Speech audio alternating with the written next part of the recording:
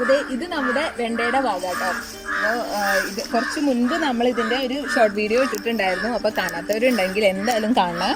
അപ്പോൾ അതേ ഒക്കെ കായ വന്നിട്ടുണ്ട്, കായ പറിച്ചെടുക്കാനായിട്ടുണ്ട്. അപ്പോൾ എനിക്ക് ഭയങ്കര സന്തോഷമുണ്ട് കേട്ടോ. കാരണം ഇത് വിത്തിട്ടത് ഞാനായിരുന്നു, പിന്നെ ബാക്കി വളമൊക്കെ ചെയ്തത് അമ്മയാട്ടോ. അപ്പോൾ നമ്മൾ ഇന്ന് ഇത് പറിക്കണേ. അപ്പോൾ നമുക്ക് ആദ്യത്തെ പറിച്ചെടുക്കാം കേട്ടോ. കത്തി ഞാൻ ഇവിടെ തന്നെ വെച്ചതായതുകൊണ്ട് കുറച്ചൊരു മൂർച്ചം കുറഞ്ഞിട്ടുണ്ട്.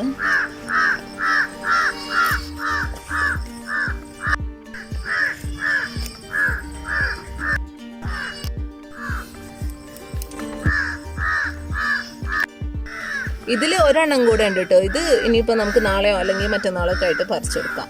വെണ്ട പെട്ടെന്ന് മൂക്കും. നമ്മൾ നാളെ ഒന്ന് എടുക്കാമെന്ന് വിചാരിച്ചോ ചിലപ്പോൾ നാളത്തേക്ക് മൂത്തുന്ന് വരും. പക്ഷെ ഇത് ആയിട്ടില്ല, ഇത് നാളേക്കാവും. അപ്പോൾ ഇത്രയാണ് നമ്മൾ ഇന്ന് വെണ്ട എടുത്തത് കേട്ടോ.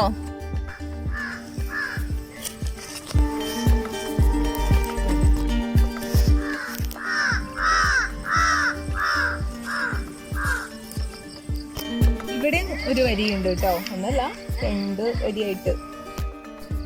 അപ്പോൾ അതേ ഇവിടെ ഉണ്ട് കേട്ടോ കുറച്ച് വെണ്ടച്ചെടികൾ.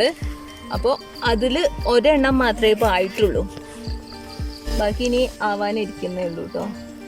നമ്മളിതെല്ലാം ഒരുമിച്ചല്ല വെച്ചത്, അതുകൊണ്ടാണ് പല വലിപ്പത്തിൽ. കാരണം നമുക്ക് എന്നും വെണ്ട കിട്ടാൻ വേണ്ടിയിട്ട് ഞാൻ അത് നട്ട് കുറച്ച് കഴിഞ്ഞതിന് ശേഷമാണ് പിന്നെ നമ്മളിത് നട്ടിട്ടുള്ളത്. അതുകൊണ്ടാണൊക്കെ ചെറുതായിട്ടിരിക്കുന്നത്. അപ്പോൾ ഇത്രയായിട്ടോ നമുക്ക് വെണ്ട കിട്ടിയിട്ടുള്ളത്. അപ്പോൾ ഇത് ഭയങ്കര സന്തോഷമാണ് നമ്മൾ നട്ടിട്ടുള്ളൊരിത് പറിച്ചെടുക്കുക എന്നുള്ളത്.